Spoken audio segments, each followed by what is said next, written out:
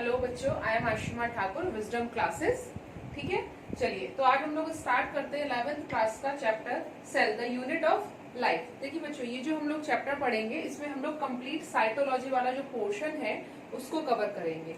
मैं आपको चीज पहले ही बता दूं कि जब भी हम लोग क्योंकि हम लोग यहाँ पे 11th 12th का कंबाइंड यहाँ पे हम लोग स्टडी करने वाले हैं, और क्योंकि जो हमारा मेन मोटो है वो हमारा क्या है, नीट के लिए है, जिपमर के लिए है और आपके एम्स के लिए है। ठीक है, तो हम लोग इसमें क्या करेंगे, 11th और 12th का अलग अलग पोर्शन भी पूरा कवर करेंगे, और इसके साथ साथ हम लोग क्या करेंगे, बोर्ड के साथ साथ हम लोगों ने क्योंकि कंपटीशन बेस्ड अपना स्टडी पैटर्न रखा है तो इसमें हम लोग एनसीईआरटी कंप्लीटली इंक्लूड करेंगे, और जितना भी उसके साथ अलग है जो भी एक्स्ट्रा है वो सारी चीजें भी मैं आपको इसमें बताऊंगी। ठीक है, आप लोग क्या करेंगे कि आप लोग अपना जब भी आप लोग मेरा लेक्चर सुनेंगे तो आप लोग अपने एक एनसीईआरटी अपने पास रख के बैठेंगे, और उस एनसीईआरटी में या तो आप वही पेंसिल से नोट करते रहिए या फिर एक अपना नोटबुक रखिए अपने पास में, वहां पे उस चीज को नोट करते रहिएगा। चाहे तो लेक्चर के साथ भी कर सकते हैं वीडियो को पॉज करके, या फिर आप स्क्रीनशॉट ले लीजिए और बाद में भी कर सकते हैं। ठीक है, मैं आपको एनसीईआरटी पॉइंट टू पॉइंट बताऊंगी जो आपके बोर्ड के बिहाफ के साथ साथ आपके नीट के लिए भी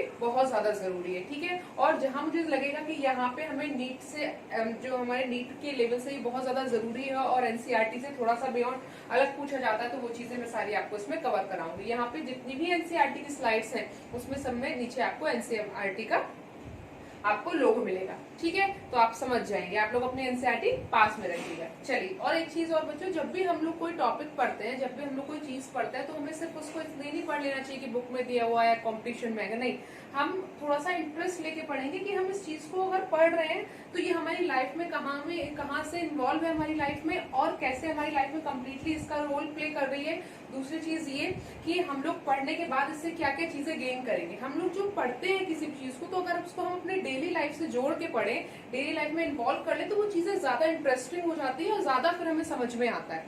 ठीक है, चलिए तो अब ज्यादा टाइम वेस्ट नहीं करते हैं, हम लोग अपना चैप्टर स्टार्ट करते हैं। तो cell the unit of life जो 11th क्लास की बायोलॉजी का चैप्टर है, इसमें अगर हम लोग बात कर रहे हैं सेल की, ठीक है, तो आप लोगों ने शुरू से जानते हैं कि सेल के बारे में हम लोगों ने बहुत कॉमन लाइन पढ़ी है, cell is the basic structural and functional unit of life. अगर हम लोग बोल रहे हैं सेल को एक बेसिक और structural and functional unit of life अगर हम लोग बोल रहे हैं तो इसका क्या मतलब हो रहा है, मतलब कि कोई चीज जो सेल है वो स्ट्रक्चर के बिहाफ से भी और फंक्शन के बिहाफ से भी बहुत ज्यादा इंपॉर्टेंट है, और वो एक लाइफ का, एक लिविंग ऑर्गेनिज्म की लाइफ के लिए एक बेसिक यूनिट की तरह काम कर रहा है। ठीक है, तो ये सेल होता क्या है। अब हम लोग सीधे डायरेक्टली सेल पे नहीं जाएंगे, कुछ पॉइंट्स बेसिक लेते हुए हम लोग पूरा देखेंगे कि सेल पूरा एक स्टोरी की तरह पढ़ेंगे कि ये होता कहाँ है, कहाँ से आया, किस साइंटिस्ट ने इसके लिए क्या किया, सारी चीजें। ठीक है, तो सबसे पहले व्हाट इज सेल। अगर एक कॉमनली हम लोग जानते हैं कि सेल क्या है, जनरली जो बोला जाता है सेल के लिए, तो उसके बारे में क्या बोला जाता है कि cell is a structural and functional unit of all living organism and it is also known as the building blocks of life। ठीक है, इसको हम लोगों ने क्या बोला, स्ट्रक्चरल भी और फंक्शनली भी बहुत ज्यादा इंपॉर्टेंट है, और बिल्डिंग ब्लॉक की तरह काम कर रही है। बिल्डिंग ब्लॉक जैसे आप लोगों ने कभी देखा ना, छोटे छोटे बच्चे होते हैं वो ब्लॉक वाले गेम खेलते हैं, छोटे छोटे ब्लॉक को जोड़ के एक बहुत बड़ा बिल्डिंग तैयार कर लेते हैं। ठीक है, या फिर दूसरा आप लोगों ने देखा होगा, जब एक बहुत बड़ा बिल्डिंग बनता है तो उसमें छोटी छोटी ब्रेक्स का यूज किया जाता है और उससे एक बहुत बड़ा बिल्डिंग तैयार कर लेता है। ऐसे ही जो सेल है वो हमारी बॉडी का क्या है, एक basic structural and functional unit है। ठीक है, जिससे पूरा ह्यूमन ऑर्गेनिज्म, पूरा ह्यूमन बॉडी बनके तैयार हो जाता है। The human body is composed of trillions of cell with their own specialised functions. अब हम लोगों ने बोला कि जो ह्यूमन बॉडी है वो ट्रिलियंस ऑफ सेल से मिलकर बन रहा है, और सारी सेल का अपना एक स्पेसिफिक फंक्शन होता है। The term cell was first coined by Robert Hooke in 1965। Robert Hooke ने 1965 में टर्म सेल को कॉइन किया था। The cell is made up of water, about 2/3 of a cell, and rest is a mixture of molecules, protein, lipids and the carbohydrate। तो ये simple सा cell का क्या दे रखा है, हमें कंपोजिशन देख रहा है कि उसमें हमें प्रोटीन भी मिलेगा, लिपिड्स भी मिलेंगे और कार्बोहाइड्रेट्स भी मिलेंगे। Cell convert the raw material in the food into the molecules our body needs using thousands of different metabolic reactions. अब हम लोग बोल रहे हैं कि अगर सेल क्या कर रही है कि हमारी हर तरीके की बेसिक नीड को पूरा कर रही है और different kind of metabolic activities में इन्वॉल्व है, तो ये सेल कैसे पॉसिबल कर, एक हम तो बोल रहे हैं कि सेल बहुत छोटा होता है, ऐसा हम लोगों ने ऐसा पढ़ा, तो ये कैसे, क्यों, क्योंकि एक जैसे जब बहुत सारी सेल मिलेंगी तो उससे क्या बना देंगी, वो टिश्यू बना देंगी, और टिश्यू मिलके क्या बना देगा, ऑर्गन बना देगा, और ऑर्गन मिलके क्या बना देगा, पूरा ऑर्गन सिस्टम, और ऑर्गन सिस्टम से क्या बन जाएगा, पूरा एक ह्यूमन बॉडी बनके तैयार हो जाता है, ठीक है, या फिर कोई भी लिविंग ऑर्गेनिज्म का जो बॉडी है वो तैयार हो जाता है, ठीक है। चलिए, तो ये तो हमें बेसिक पता लग गया। अब जैसे कि हम लोग बात करते हैं बच्चों की सेल, अगर हम लोगों ने देखा है कि हम लोग जैसे पढ़ते आ रहे हैं, 9th 10th में पढ़ा, 9th में पढ़ा हमने, अभी हम लोग यहाँ पे भी डिटेल में पढ़ेंगे 11th क्लास में और 12th क्लास में भी, कि हम लोगों ने अलग अलग किंगडम पढ़े हुए हैं, ठीक है। जैसे हम लोगों ने मोनेरा किंगडम पढ़ा, तो उसमें हम सिर्फ बैक्टीरिया की बात करते हैं। हम लोगों ने आपके प्लांट किंगडम पढ़ा तो उसमें हमने सिर्फ प्लांट की बात करी, एनिमल किंगडम पढ़ा तो सिर्फ एनिमल की बात करी, फंगी आपके प्रोटिस्टा पढ़ा तो उसमें हम लोगों ने एल्गीज की बात करी, फंगस पढ़ा तो उसमें हम लोगों ने फंगस की बात करी। तो हम लोगों ने ये अलग अलग हमें किंगडम्स को क्यों पढ़ना पड़ रहा है, क्योंकि अगर हम लोग सेल को जब हम लोग पढ़ते हैं तो हम लोग देखते हैं कि कोई भी जो एक सेल है, क्योंकि उसके अपने अलग डिफरेंट फंक्शन होते हैं, उसकी अलग अपनी डिफरेंट स्ट्रक्चर होती है, तो अपने स्ट्रक्चर और फंक्शन के बेस पे उसने इतनी ज्यादा बायोडाइवर्सिटी क्रिएट कर दी है कि हमें ऑर्गेनिज्म को अलग अलग ग्रुप्स में बांटना पड़ गया, ठीक है। अगर हम बोले कि एक ही जैसी सेल थी तो सब लोग एक ही जैसे हो जाते, बट सेल में स्ट्रक्चरली और फंक्शनली बहुत ज्यादा डिफरेंसेस देखने के लिए मिलते हैं, इसलिए सेल ही एक वो बेसिक यूनिट भी है जो बायोडाइवर्सिटी के लिए रिस्पॉन्सिबल होती है।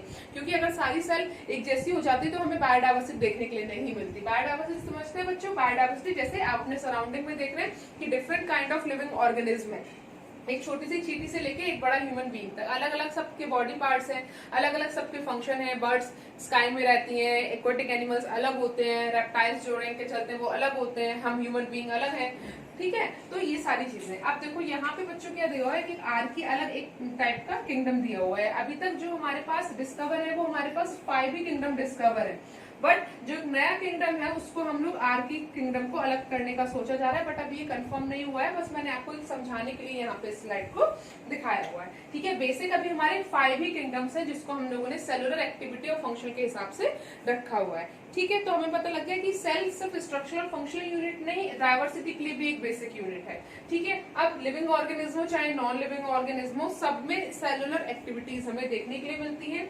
सेल क्या है कि जब हम एक लार्ज ऑर्गेनिज्म को उसमें रिडक्शनिज्म की बात करते हैं तो हम यानी कि एक लार्ज ऑर्गन को उसके ऑर्गन्स में, ऑर्गन से उसके टिश्यू में, और टिश्यू से बाद उसके हम जो सेलुलर लेवल पे जाके हम उसको ब्रेक कर देते हैं, ठीक है। अब सेल फ्रैक्शिएशन क्या होता है? सेल फ्रैक्शिएशन होता है कि अगर हम कोई एक पर्टिकुलर सेल की बात कर रहे हैं तो वो जो सेल है जो उसमें स्ट्रक्चर वाइज और जो फंक्शन वाइज एक दूसरे से वेरी करे, तो उसके अंदर ऐसा क्या है जो वो एक दूसरे से वेरी करती हैं, एक दूसरे से डिफरेंट होती हैं, और डिफरेंट होने के कारण अलग अलग टाइप की बायोडाइवर्सिटी को क्रिएट करती है। तो उसके लिए एक प्रोसेस यूज होता है बच्चों, वो होता है सेल फ्रैक्शिएशन। मतलब cell फ्रैक्शिएशन breaks up the cell and separate the composition using centrifugation. Centrifugation is a process and components जो हमें सेल फ्रैक्शिएशन से मिलते हैं। मतलब हम लोगों ने क्या किया, सेल को उसके छोटे छोटे उसका कंपोजिशन पता कराने के लिए उसको हमने उसके सारे पार्ट्स को अलग अलग कर दिया। जैसे आप लोग देखते हो बच्चों, बचपन में सबकी एक आदत होती है, हम कभी मेला जाते हैं ना घूमने या कहीं मार्केट जाते हैं, मम्मी पापा से खिलौना लेते हैं और सबसे पहले आके क्या करते हैं, अगर कोई गाड़ी ले ली रिमोट वाली तो पता लगा रही ये तो चल रही है, फिर हमारे अंदर एक नया उत्सुकता आती है कि ये पता करें कि चल कैसे रही है। तो हम लोग क्या करते हैं, फिर उसको उसके सारे पार्ट्स अलग अलग करके देखते हैं। वो बात दूसरी कि हमसे पार्ट्स जुड़े नहीं, ठीक है। तो क्या करा हमने, उसे पता कराने के लिए कि सेल ये गाड़ी अपना काम कैसे कर रही है, तो हम लोगों ने सारी जो गाड़ी थी उसको पूरा खोल के देख लिया, सारे पार्ट्स को। ऐसे ही हमें सेल का फंक्शन पता करने के लिए हम लोगों ने क्या, सेल फ्रैक्शिएशन किया। मतलब हमें सेल के सारे पार्ट्स ताकि पता लग जाए कि कौन से पार्ट से क्या फंक्शन ऑपरेट होता है। Cell component separate based on their relative size, यानी कि साइज के बिहाफ पे हम लोगों ने जो हम लोगों ने सेंट्रीफ्यूगेशन प्रोसेस यूज किया है, तो उसमें साइज के बिहाफ से हमें अलग अलग टाइप के जो उसके कंपोनेंट्स है वो मिल जाएंगे। Cell fractionation enable scientist to determine the function of the organelles. और जब हमें अलग अलग मिलकर, जैसे हम लोगों ने, मैंने आपको बताया रिमोट वाली जो गाड़ी थी वो हम लोगों ने खोल ली, तो हमें जो उसमें अलग अलग छोटे छोटे पार्ट्स मिले, अब हमें सेपरेटली इंडिविजुअली पता लगे कि एक जो पर्टिकुलर पार्ट है वो किस टाइप का काम कर रहा है इस रिमोट वाली कार को चलाने के लिए। ऐसे ही जब हम लोगों ने सेल को उसके अलग अलग कंपोनेंट्स में डिवाइड कर लिया तो हमें पता लग गया कि सेल का कौन सा पार्ट क्या चीज काम करता है, ठीक है। Biochemistry and the cytology help correlate cell function with the structure. अब क्योंकि हम लोग जब सेल को छोटे छोटे पार्ट्स में, जैसे आप लोग देखते हो ना, एक सिंपल हमने जो रिमोट वाली कार ली थी, बस हमने अगर हम लोग उसके लार्ज वे में देखे, एक्सपोनेंशियल वे में देखे, तो हमें सिर्फ क्या मिल रहा था कि वो एक कार है और जो रिमोट से चल रही है। बट हम लोगों ने क्या किया, उसके बेसिक पॉइंट्स पे जाके उसको छोटे छोटे पार्ट्स में ब्रेक कर दिया और उसके एक इंडिविजुअल पार्ट से पता लगाया कि वो क्या काम हो रहा है। तो उसमें हमें मैकेनिकल इंजीनियरिंग की भी जरूरत पड़ गई, उसमें हमें टूल्स एंड इक्विपमेंट्स की जरूरत पड़ी, यानी कि अलग अलग फिर हमारी ब्रांचेस सेपरेट होती चलेगी। ऐसे ही जब हम लोग किसी सेल को ब्रेक करते हैं तो सेल की स्टडी को बोलेंगे हम साइटोलॉजी। बट जो सेल में डिफरेंट कंपोजिशंस हैं, केमिकल कंपोजिशन, और उन डिफरेंट केमिकल्स का क्या फंक्शन हो रहा है, उसको हम बोलेंगे बायोकेमिस्ट्री ब्रांच। तो हमें उनके कंपोनेंट का भी पता लगाना होगा, उनका फंक्शन भी पता लगाना होगा, तो उसको हम लोग किस ब्रांच में डील करेंगे, बायोकेमिस्ट्री। मतलब हम रिडक्शनिज्म की तरफ मूव कर रहे हैं, ठीक है। चलिए, तो इसको आप लोग मैं आगे और स्लाइड में समझाती हूँ कि क्या चीज में कहने की कोशिश कर रही हूँ। पहले हम लोग पता कर लेते हैं कि प्रोसेस क्या है हमारा सेल फ्रैक्शनेशन। इसमें हम लोग सेंट्रीफ्यूज करते हैं। इसमें क्या करते हैं कि हम कोई भी पर्टिकुलर, अगर हमें किसी भी मान लीजिए हमें एक प्लांट सेल या एनिमल सेल को लेना होता है, तो चलिए हम एग्जांपल लेते हैं प्लांट सेल का। तो हम लोगों ने कुछ लीव्स ली, ग्रीन फ्रेश लीव्स, उसको मोटर पिस्टर जो अदरक पीसने वाला होता है जैसे घर में होता है, ठीक है, उसको हम लोगों ने सेरेमिक वाला, उसको हम लोगों ने उसमें कंप्लीटली थिन पेस्ट बना लिया, उसमें कुछ हम लोगों ने मिक्सचर्स डाले, ठीक है, और उसको हम लोगों ने कंप्लीटली मिक्स कर लिया। तो हमें क्या मिला, एक होमोजेनेट मिक्सचर मिल गया, ठीक है। अब ये मशीन होती है जिसमें क्या होता है, जैसे आप लोगों ने देखा है ना कि जो घर में हम लोग मिक्सी यूज करते हैं, उसमें मम्मी जब मक्खन निकालती है, घर में बटर निकालती है बटर मिल्क से, ठीक है, तो उसमें जब हम लोग चलाते हैं तो ऊपर बटर आ जाता है और नीचे बटर मिल्क रह जाता है। इसी सेम वे में क्या होता है, क्योंकि बटर हैवी हो जाता है वो ऊपर आ जाएगा, और तो इसी में क्या होता है कि इसी सेम वे में हम लोग टेस्ट ट्यूब्स लेते हैं, उसमें जो मिक्सचर होता है सेल का, जो होमोजेनेट मिक्सचर होता है, उसको हम डालते हैं और उसको एक स्पेसिफिक आरपीएम पे हम स्पिन करते हैं सेंट्रीफ्यूगेशन मशीन में लगा के। तो वो अपने वेट के अकॉर्डिंग सेल के डिफरेंट पार्टिकल्स जो है हमें अलग अलग उस पे मिल जाते हैं, वेट के और साइज के अकॉर्डिंग, ठीक है। तो pellet rich in nucleic and cellular divers, जब हम लोगों ने 15 मिनट के लिए इतने ग्राम मिक्सचर को हम लोगों ने रोटेट किया आरपीएम पे, तो हमें पहले ये मिल गया, फिर सेकंड में हमें माइटोकॉन्ड्रिया कार्बोहाइड्रेट मिल गए, फिर थर्ड टाइम में हमें क्या मिल गया, plasma membrane and internal membrane मिल गया, लास्ट में हमें क्या मिल गया, राइबोसोम्स मिल गया। तो इस टाइम से हम जब लोगों ने टाइम हमारा वेरी कर रहा है और हम लोग सेंट्रीफ्यूज करते चले जा रहे हैं, ठीक है, सेपरेट करते जा रहे हैं, तो हमें अलग अलग कंपोनेंट सेल के सेपरेट देखने के लिए मिलते चले जा रहे हैं, ठीक है। देखिए एक और यहाँ पे ठीक है, होमोजेनेशन है, हम लोगों ने होमोजेनेट कर लिया, मिक्स कर लिया, फिर ये होमोजेनेट है, उसको हम लोगों ने सेंट्रीफ्यूज किया, तो अपने अकॉर्डिंग हमें अलग अलग साइज के अकॉर्डिंग हमें अलग अलग टाइप के सेल के कंपोनेंट्स मिल जाएंगे, ठीक है। आप लोग जब मेडिकल में जाओगे तो आप लोगों को इस मशीन का यूज करने के लिए मिलेगा, ठीक है। चलिए, तो अब हम लोग बात करते हैं एनसीईआरटी के अकॉर्डिंग, ठीक है। एनसीईआरटी की देखिए बच्चों, ये जो मैंने एनसीईआरटी में बहुत सारी चीजें जो मैंने पॉइंट्स आपको रखे हैं, वो अलग अलग चैप्टर्स के बिहाफ से जो साइटोलॉजी, जो सेल वाला चैप्टर हम पढ़ रहे हैं, उसमें हम कंप्लीटली साइटोलॉजी को कवर करेंगे, ठीक है। सिर्फ हम एनसीईआरटी का ये नहीं, क्योंकि एनसीईआरटी में क्या है कि एनसीईआरटी में बहुत सारी चीजें दी हुई है, बट वो अलग अलग छोटे छोटे पोर्शंस में दी हुई है।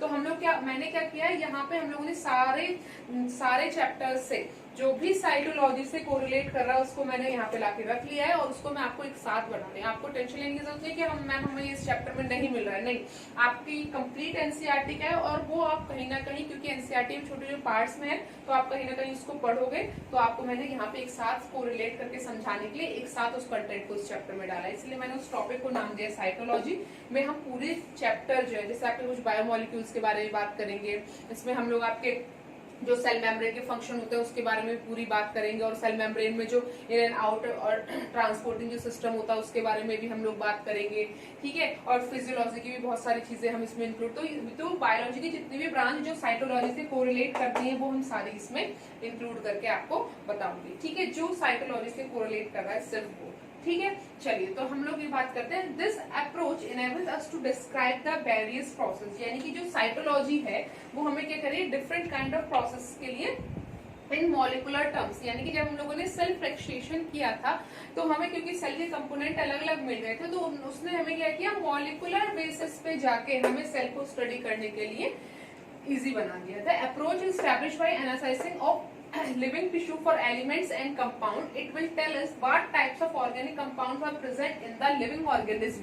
यानी कि जब हम लोगों ने सेल को का फ्रैक्शन किया, उसको छोटे छोटे कंपोनेंट से ब्रेक किया, तो हमें पता लगा कि उसमें जो डिफरेंट सेल ऑर्गेनेल्स हैं और उसमें जो present different type of chemicals हैं और जो एनिमल्स प्रेजेंट हैं वो हमारे सेल, वो हमारी बॉडी में किस टाइप के फंक्शन रेगुलेट कर रहे हैं और किस टाइप से पूरी जो डिफरेंट काइंड ऑफ फिजियोलॉजीज हैं उनको ऑपरेट करते हैं. In the next stage one can ask the question, where are these compounds doing inside in a cell and in what way they carry out the gross physiological process like digestion, excretion, memory, defense, recognition, etc. आप सोचिए ना कि कितने सारे काम हमारी body में चल रहे हैं, ठीक है, ऐसे प्लांट में भी चलते हैं, ये जितने भी लिविंग ऑर्गेनिज्म में ये सारे काम उसमें चल रहे हैं. तो एक सेल, छोटी सी एक सेल है और वो इतने सारे फंक्शन कैसे कर पा रही है, तो यानी कि उस सेल के पास ऐसा क्या क्या कंपोनेंट है जो डिफरेंट काइंड ऑफ फंक्शन करवाने के लिए रिस्पॉन्सिबल है.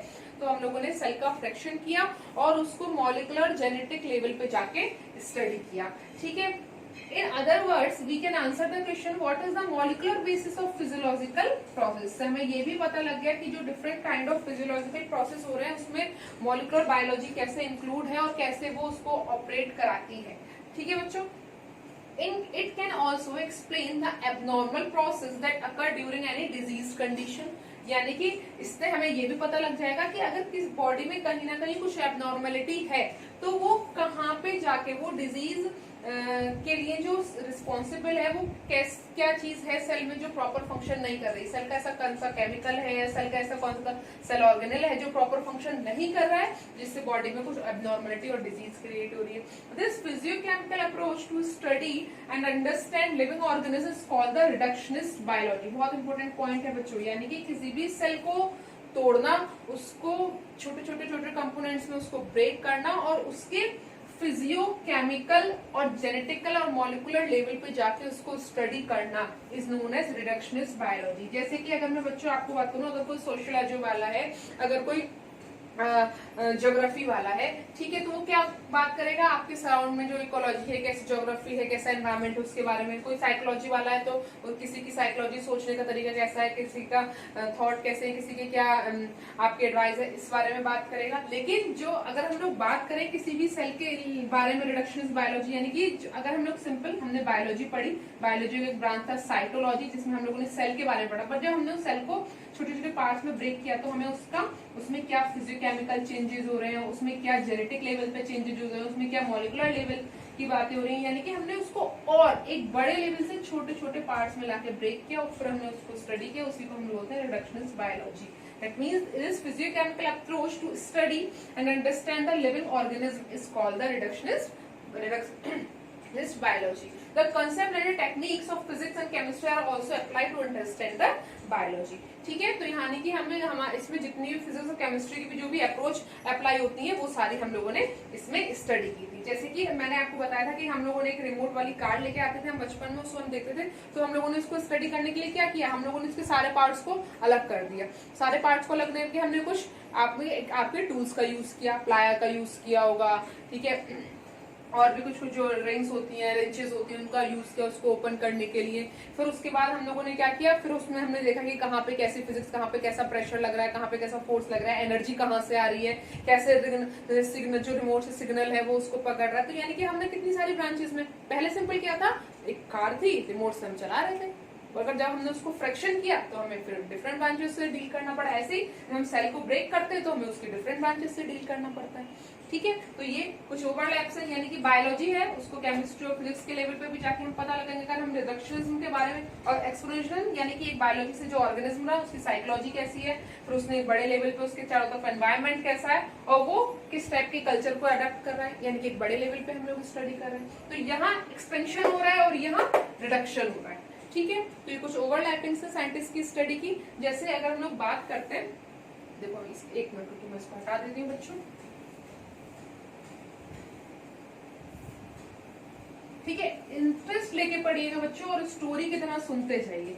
ठीक है, अगर आप लोग इंटरेस्ट लेके पढ़ेंगे और स्टोरी की तरह सुनेंगे तभी बायोलॉजी अच्छा लगेगा. अगर आप सोचेंगे कि हम रट लें और कुछ भी कर लें तो हम आपका एंट्रेंस में अच्छे मार्क्स लाएंगे, तो वो यूजफुल नहीं है. जब तक आपके पास कंसेप्ट नहीं होगा तब तक. तो बायोलॉजी बहुत ज्यादा इंटरेस्टिंग है, बहुत ज्यादा मजेदार है. बस आप लोग स्टोरी की तरह एकदम शांत दिमाग से मेरी बातें सुनते रहिए. ठीक है, तो चलिए अब हम लोग बात करते हैं कि आपका अगर हम लोग बात करें कुछ अप्रोचेस लिए हैं हम लोग, रिडक्शनिज्म लिया है और होलिज्म लिया है, ठीक है। तो टॉप डाउन अप्रोच है और इधर बॉटम अप अप्रोच है, यानी कि बॉटम अप अप्रोच, यानी कि अगर हम लोग सबसे पहले इकोसिस्टम, जैसे हम लोग डाउन की तरफ जा रहे हैं तो होलिज्म है आपका, ऑर्गेनिज्म है, फिर ऑर्गेनिक टिश्यू, फिर सेल्स, फिर ऑर्गेनेलीज, फिर बायोलॉजिकल माइक्रोमोलिक्यूल्स, फिर अल्टीमेटली एटम। तो यहाँ पे हमने उसका रिडक्शन किया और जब हम ऊपर की तरफ यानी कि हमने उसका एक्सपेंशन किया, ठीक है। तो ये एक छोटा सा बेसिक पिरामिड है जिससे आप लोग समझ सकते हैं। चलिए तो अब हम लोग आगे बढ़ते हैं। अब क्या है, एक ह्यूमन बॉडी है, उससे ऑर्गन निकाले, ऑर्गन में डिफरेंट टाइप ऑफ सेल्स हैं जो टिश्यू से हमें मिल रही हैं, ठीक है। अब हम लोगों ने देखिए सेल को हमने क्या क्या बेस पे स्टडी किया। एक हम लोगों ने उसका मेटाबॉलिक यानी कि उसमें क्या आपकी केमिस्ट्री है, कौन कौन से केमिकल काम कर रहे हैं, तो हम लोगों ने मेटाबॉलिमिक्स के बिहाफ पे उसको स्टडी किया। सब सेलुलर ऑर्गेनिज्म में हमने जीन को देखा, हमने जो प्रोटीन फॉर्मेशन है जीन का और जो डीएनए है उसका कैसे इन्वॉल्वमेंट होता है, कैसे प्रोटीन होती है उसको देखा, और उस प्रोटीन डिफरेंट बॉडी में कैसे वो फंक्शन कर रही है उसको हम लोगों ने देखा, ठीक है। तो यानी कि एक पूरे ह्यूमन बॉडी से हमने उसको डिफरेंट छोटे छोटे पार्ट्स में ब्रेक करके हमने उसको स्टडी किया, और वो स्टडी हम क्या करते हैं सेलुलर लेवल पे करते हैं, ठीक है। तो रिडक्शनिज्म क्या है, ठीक है। Reduction is the principal that a complex system can be understood by studying it's component parts, ठीक है। यानी कि सेल के छोटे छोटे पार्ट्स में उसको ब्रेक करना और फिर उसका स्टडी करना। Has been a powerful studies in biology. For example Watson and Crick reduce the role of the DNA in inheritance by studying its molecular structure। यानी कि हमें ये तो पता होता है कि डीएनए जो आपके कैरेक्टर्स हैं उनको इनहेरिट करता है, बट उन कैरेक्टर को इनहेरिट करने के लिए हम लोगों ने क्या किया, डीएनए को छोटे छोटे पार्ट्स में उसकी केमिकल लेवल पे जाके हमने स्टडी की, तब हमें पता लगा कैसे ट्रांसफर कर रहा है। An understanding of biology balances the reductionism with the study of the emergent properties. For example, the new understanding comes from the studying the interaction of DNA with the other molecules। यानी कि जब हम भी reductionism की जब हम लोग बात करते हैं तो उसको हम लोग छोटे से छोटे लेवल पे बायोकेमिकल लेवल पे जाके हम लोग उसको स्टडी करते हैं, ठीक है। Fundamentally, a reductionist idea is an idea that states the whole is no more than the sum of its parts। ठीक है। देखो बच्चों, कोई भी जो मैं आपको ये जो मैं आप रिडक्शंस के बारे में जो मैं बता रही हूँ वो सिर्फ समझाने के लिए आपको बता रही हूँ, डायरेक्टली कोई नीट में नहीं पूछा जाता है। बट जब तक आपके पास कंसेप्ट नहीं होगा कि रिडक्शंस में है क्या, तब तक आप इस चीज को, मेरी बात को नहीं समझ पाएंगे कि हम रिडक्शनिस्ट बायोलॉजी में हम लोग क्या पढ़ते हैं और उसका क्या लेवल होता है, उसमें हम लोगों ने क्या गेन किया। इन practical terms reductionist state that every biological theory and fact may be deduced from the studying the simplest component of the biological system in the questions।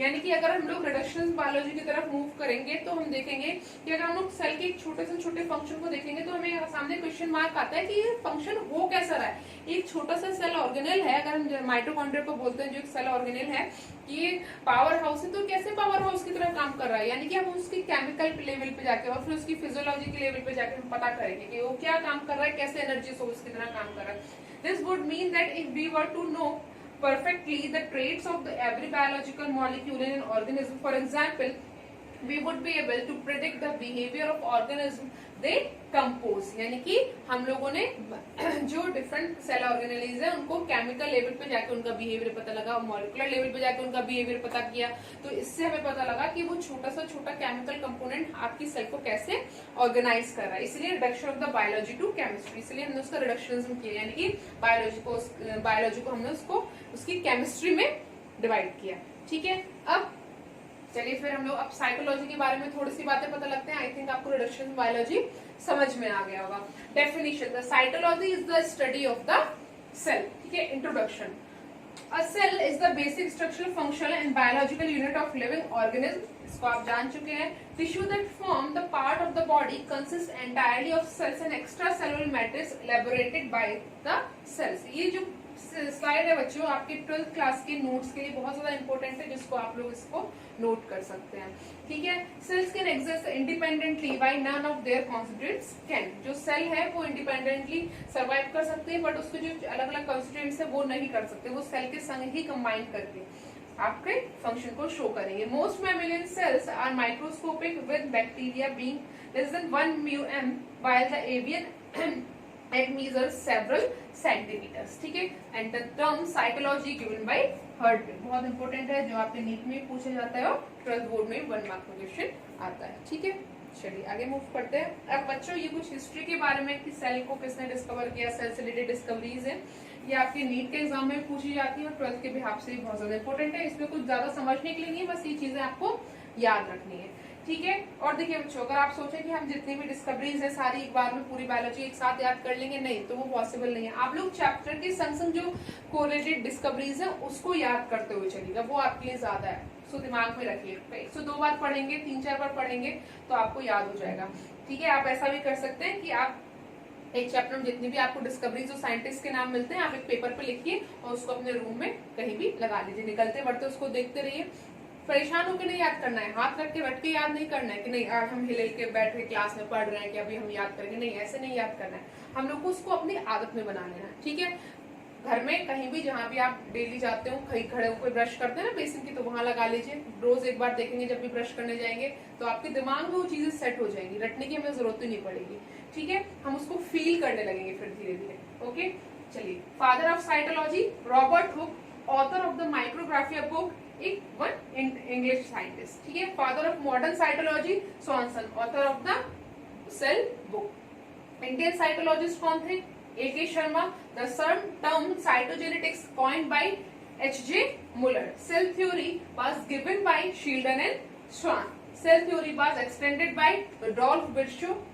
Idea of cellular totipotency, Howard Landed. The United Nations has proclaimed May 22 the International Day of Biological Diversity. क्यों? क्योंकि हम लोगों ने पहले ही पढ़ा है कि United nation ने क्यों इसको 22 मई को बायोडाइवर्सिटी बोला, क्योंकि हम लोगों ने जब सेलुलर लेवल पे जाके स्टडी करी तो हमें डिफरेंट काइंड ऑफ ऑर्गेनिज्म मिले जो बायोडाइवर्सिटी को क्रिएट करते थे, तो इसलिए हमने एक बायोलॉजिकल डे को ही डिफाइन कर दिया to increase the understanding and awareness of the biodiversity issue, यानी कि जो बायोडाइवर्सिटी है वो किसके चलते हो रही है, क्यों हो रही है। ठीक है, चलिए, तो डिस्कवरी ऑफ सेल अब हम इसको नेक्स्ट लेक्चर में देखते हैं।